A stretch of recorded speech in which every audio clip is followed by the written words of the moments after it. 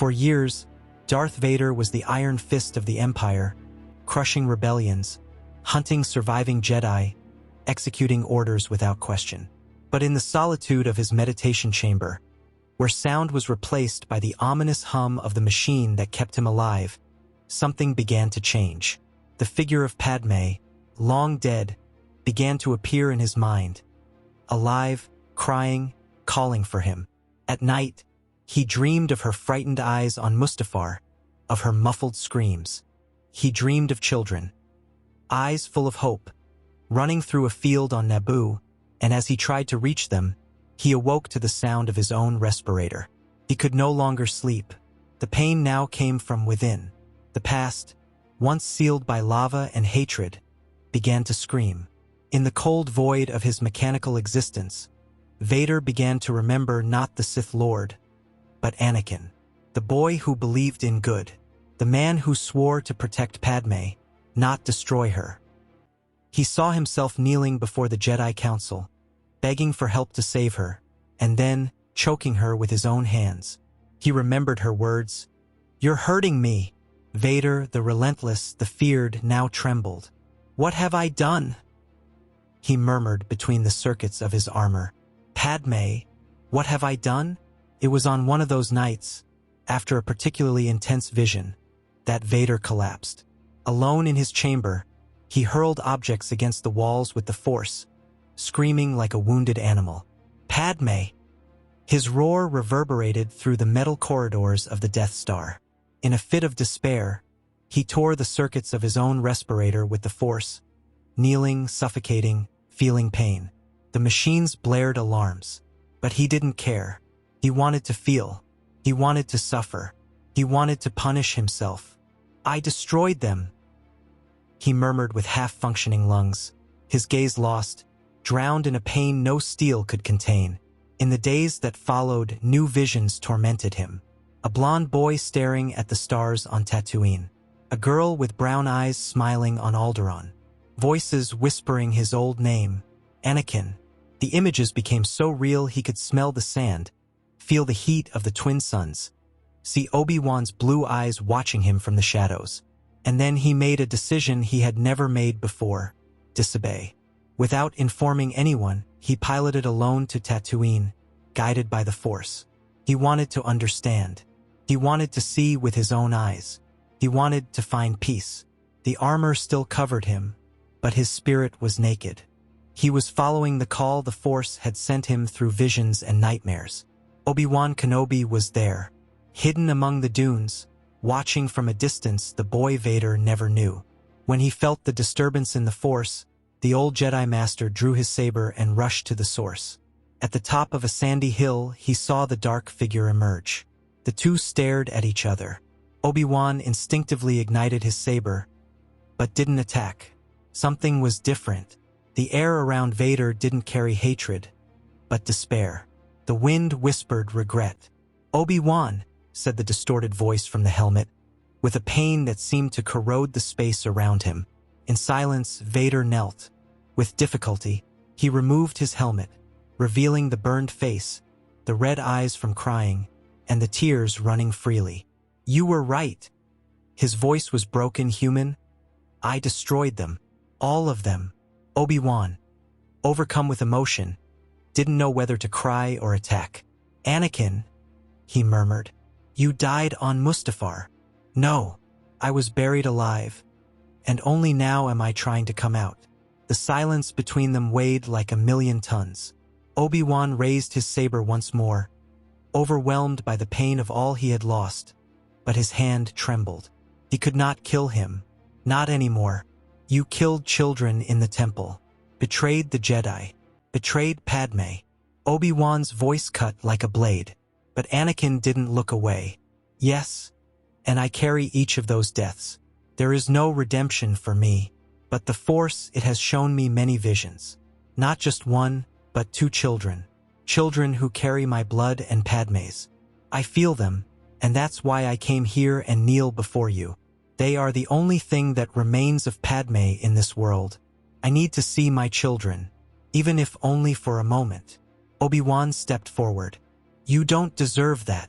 And Vader replied, "I know." Anakin's sincerity, the complete absence of rage, moved the old Jedi. But they deserved to know that their father tried to change. Obi-Wan deactivated his saber. "This is dangerous. Palpatine will come after you. Then let him." Far from there, in the silent swamps of Dagobah, Yoda opened his eyes during meditation. The Force trembled with something unexpected. A point of light, once extinguished, now flickered in the darkness. "I can feel." The soul of Skywalker returns. His eyes closed for a moment, and then he spoke in a low, determined voice. "The time has come to finish what we started." Using his connection with Obi-Wan, he projected his image through the Force. "Kenobi, instructions you will have, but beware. Darkness surrounds the return." On Tatooine, Obi-Wan and Vader, side by side under the starlit sky, discussed the next step. Vader could no longer hide his exhaustion. "Palpatine will know. He always knows." Obi-Wan nodded. "Then we must act first. Are you ready for this?" "No, but I'll do it anyway." The Force felt different between them. An old bond was beginning to reignite, even though marked by tragedy. Obi-Wan did not fully trust. But there was something in that look. Something that reminded him of the Anakin from before. In the heart of Coruscant, Palpatine awoke from a deep sleep. His meditation had been interrupted by a brutal disturbance in the Force. He rose slowly, wrapped in shadows. His eyes, yellow like venom, gleamed. "Lord Vader," he murmured with scorn. "No, not anymore." His hand clenched into a fist. He fled. The fool returned. The room around him trembled slightly. "Then, I will bury him myself. For the second time and forever." The low, macabre laughter echoed through the Imperial chamber as ancient holocrons lit up in fury.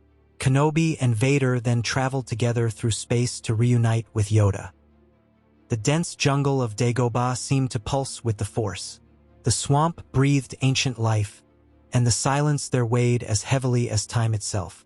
In a clearing, under the greenish glow of bioluminescent fungi, Anakin, Obi-Wan, and Master Yoda met for the first time since the fall of the Republic.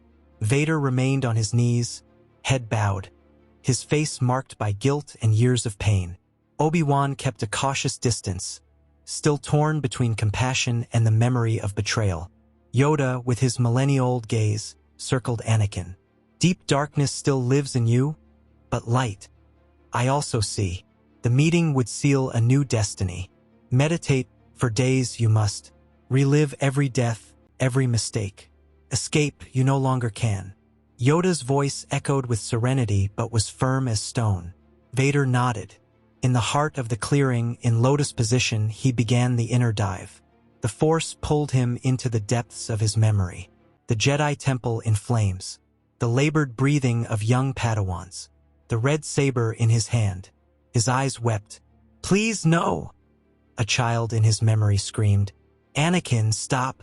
Padme's voice rose from the horror. In the real world, Vader screamed. He fell to the ground, sweating, suffocating. Yoda only observed. "Purge necessary it is." The visions did not cease. Every crime he committed, every life he took. He felt the screams echoing in his mind like sharp blades. In one of the meditations, he saw himself choking Padme on Mustafar. He tried to pull away, but Yoda blocked his mental escape. "Accept you must. Escape sustains the dark." Vader pounded the swamp floor with his fists, groaning in pain. Obi-Wan approached without saying a word, placing a hand on his shoulder. It was the beginning of reconstruction. In the silence of tears, the past began to be faced. For the first time, he allowed himself to feel, not control.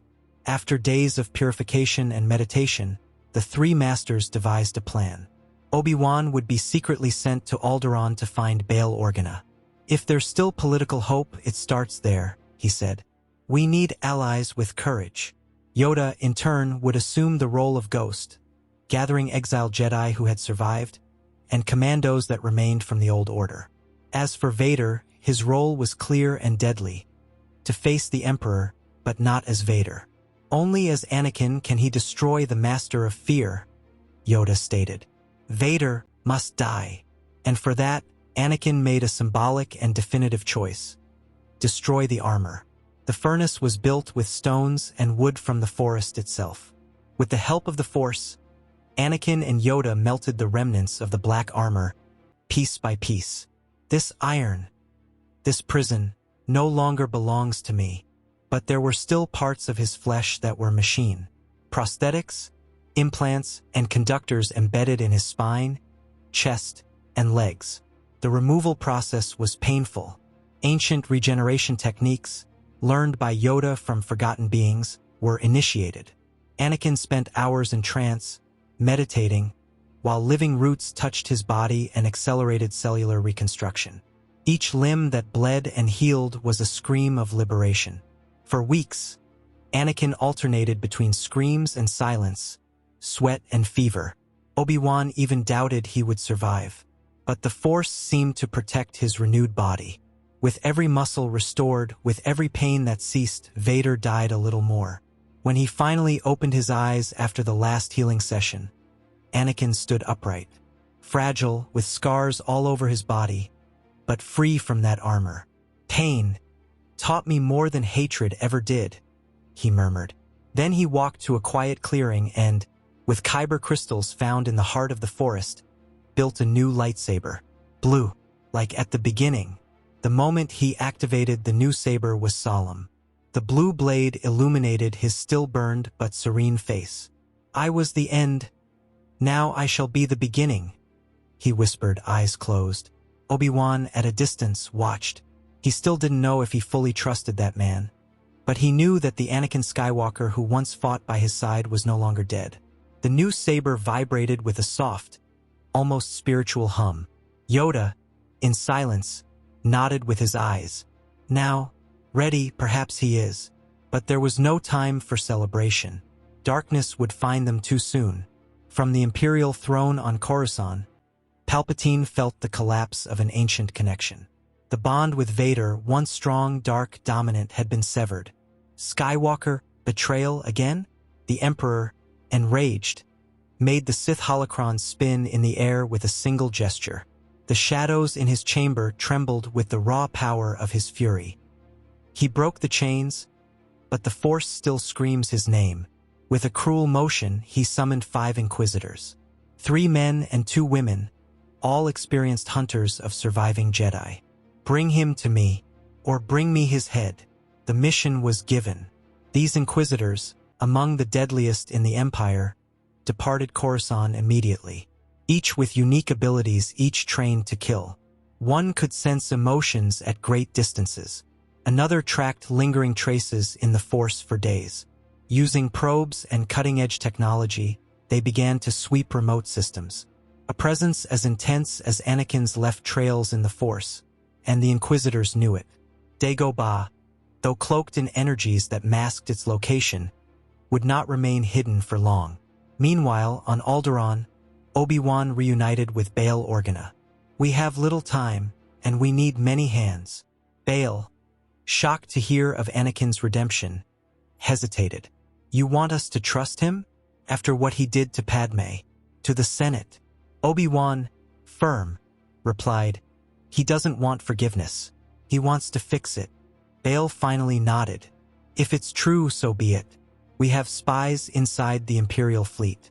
We can plant chaos from within.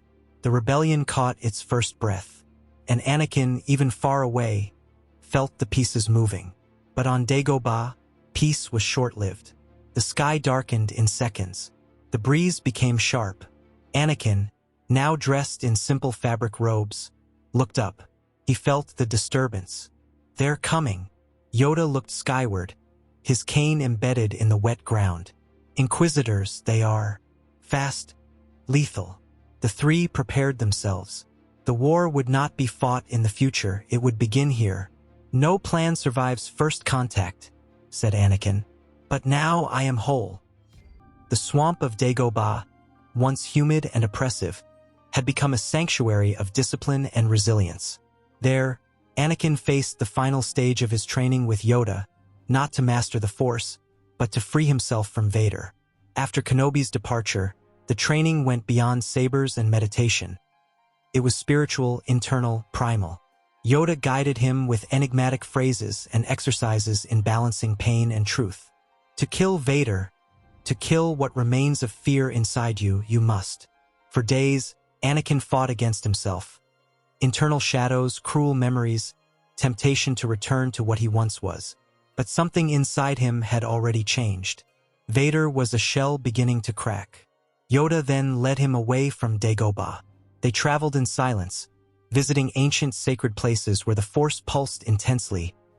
Ilum, Jeddah, Ossus. Each planet brought a revelation. On Jeddah, he heard the whispers of the Jedi who had died. On Ilum, he touched crystals that vibrated like living hearts. But none of those worlds compared to the final destination. A hidden planet, forgotten even in the Jedi archives. Mortis? No, even older. The origin, the cradle of the Force. A living sphere floating between galaxies, invisible to ordinary eyes. Their legend said the Force ceased to be energy and became matter. Upon stepping onto the soil of the planet, Anakin felt a shiver run through his entire body. The air was dense, but breathable. Gravity, floating. The Force was so strong there it seemed solid, tangible. Yoda led him to a fissure in the center of the world, a crystalline abyss pulsing with liquid light. Yoda spoke, "Here is the center, connection to all you will have." Anakin descended. Each step was like crossing layers of reality. When he reached the core, there was no more ground, only a sea of living light that enveloped him without drowning him. There, the Force was no longer teaching or power. It was totality. The Force was so dense there it was almost tangible. A gigantic sea of condensed force. Upon diving in, Anakin no longer felt weight, time, or pain. He became thought, memory, cell. Every moment of his life unfolded before him with relentless clarity. His mistakes, his loves, his fears. He saw himself in Padme's eyes, heard Luke's baby laughter, felt Leia's tenderness without ever having held her in his arms. And then he understood. He was not the chosen one by accident. He was not created to be a hero or a villain, but a mirror for balance. The cycle of the Force needed a heart that knew both light and darkness. And that heart was his. When he emerged from the sea of light, Anakin was no longer the same. His body, once scarred and frail, had dissolved into particles, only to be recomposed in a new form. Translucent but solid. A specter of the Force, but with physical presence. His skin shimmered with tones of blue. His eyes glowed like stars. He was still Anakin, but he was also the Force incarnate. "Now, I understand everything." His words did not come from his mouth. They echoed in the minds of those nearby. Upon reuniting with Yoda, the small master simply nodded, his eyes moist. "Succeeded, you have." The reunion didn't last long. A tremor vibrated through the Force. The Inquisitors were near. Anakin, now with a body of light and a purified soul, stepped forward. "Leave them to me." Yoda said nothing, he simply stepped aside. On the edge of a rocky valley, 5 dark figures emerged like shadows. Their sabers spun, menacing. Anakin, standing still, looked like a divine statue. The first Inquisitor advanced. With a gesture, Anakin lifted an entire hill with the Force and hurled it at the enemy as if it were a simple stone. The impact was devastating. Dust and silence. The second Inquisitor tried to flank, screaming, saber in hand. Anakin extended his hand. His eyes lit up. The Inquisitor froze in place, trembling. Her own arms turned against her. Then, as if guided by invisible strings, she threw herself forcefully toward Anakin's saber, impaling herself without him touching her. The third Inquisitor backed away, but Anakin stared at him. "See what you are," and with a glance, made him experience such deep visions of his childhood, his pain, his destruction, that the man collapsed to his knees, catatonic, whispering for forgiveness. The last 2 Inquisitors joined forces. They launched sabers, lightning, war cries. Anakin remained serene, spinning in the air with supernatural lightness, He surrounded them in a vortex of light. Rays of pure energy enveloped them, and their own fears materialized before them. They cried like children, "I am not your death, you are." And with that, both fainted. Yoda silently approached. "Learned, you have learned. Ready, you now are." And Anakin answered, after understanding everything, "I'm no longer a Jedi. I am what the Force needs me to be." In silence, Anakin bid farewell to Yoda. With an almost divine leap, he crossed the atmosphere and launched himself into space. His body no longer depended on ships. He traveled like a comet of light, cutting through galaxies at the speed of thought. In just moments, he reached the central systems. The rebellion was in flames. On Scarif, on Corellia, and especially on Coruscant, the Empire crushed the last defenses of Bail Organa's allies. Kenobi led troops with saber in hand, while Bail coordinated attacks with political and strategic precision. But they were losing. When all seemed lost, the sky split open. A golden ray descended from space like a new dawn. Anakin landed in the middle of the battlefield. The force around him expanded like waves. Imperial ships lost propulsion. AT-ATs collapsed without a single shot. Stormtroopers fell to their knees, overtaken by visions of peace or paralyzed by hidden memories. It was as if the entire galaxy recognized, in the same instant, who was there. The returned balance. Anakin opened his arms, and a wave of energy pushed back legions with a breath. In Coruscant, Palpatine watched the scene in horror. "No, this isn't possible." He felt fear. For the first time in decades. He tried to hide, but Anakin passed through walls like wind. The two faced each other. "So this is it. You've returned. I never should have left." Palpatine tried to disguise. "You have power. Maybe we should work together again." Anakin approached. "You can still choose. Redeem yourself." The Emperor pretended to extend his hand, and then unleashed lightning at his face. Anakin didn't even blink. The energy ricocheted off his luminous skin. "This no longer hurts me." With a gentle gesture, he returned the energy. But it wasn't just electricity. It was light, pure, concentrated, blazing. A beam the size of a sun emerged from his hands. Palpatine screamed, tried to flee, tried to draw energy from everything around him. But it was in vain. The glare enveloped him like a solar storm. In seconds, there was no more Emperor. Only dust. Not a single cell remained. No shadow. Only silence. When all ceased, Anakin walked through Coruscant. The war had stopped. Weapons had fallen. Soldiers on both sides looked at him as if they were seeing a god. And then Anakin left and saw, each on their own planet, two youths. Luke, Leia. In that moment, Anakin was the Force itself and therefore dwelled in both places at once. Just as the Force dwells in everything and everywhere that exists. His children were still young in this version, but they still felt it. They looked at him without understanding, but they felt it. Leia whispered, "Father." He smiled, touched both their faces. "You are the kindest, most gentle, and special beings to ever exist. I see Padme in you, and that's enough for me." He embraced them briefly. "Now it's time to go." Luke tried to hold him. "Stay." But Anakin only smiled. "I've stayed too long already." He raised his arms. His body began to dissipate into particles of light. "I'm not dying. I'm going home," Leia cried. Luke smiled in silence, feeling his heart warm, each in their place. In the end, Anakin looked at everyone with his nearly omnipresent essence. Fight, but with compassion. Lead with courage. And never let fear decide for you. The last particle of light merged into the sky. And on that day, the galaxy breathed peace for the first time in a long while. After the final farewell of spectral Anakin, the light of the Force still hovered like a silent warmth over the hearts of all who had witnessed it. Luke remained motionless for long minutes, looking at the sky where his father had disappeared. It was a mix of pain and hope. He felt that something greater had happened there, something that transcended the war. Leia, eyes brimming, held his hand. He was more than a warrior. He was living redemption. The two siblings, finally united not only by blood but by truth, together took on the rebuilding of the galaxy.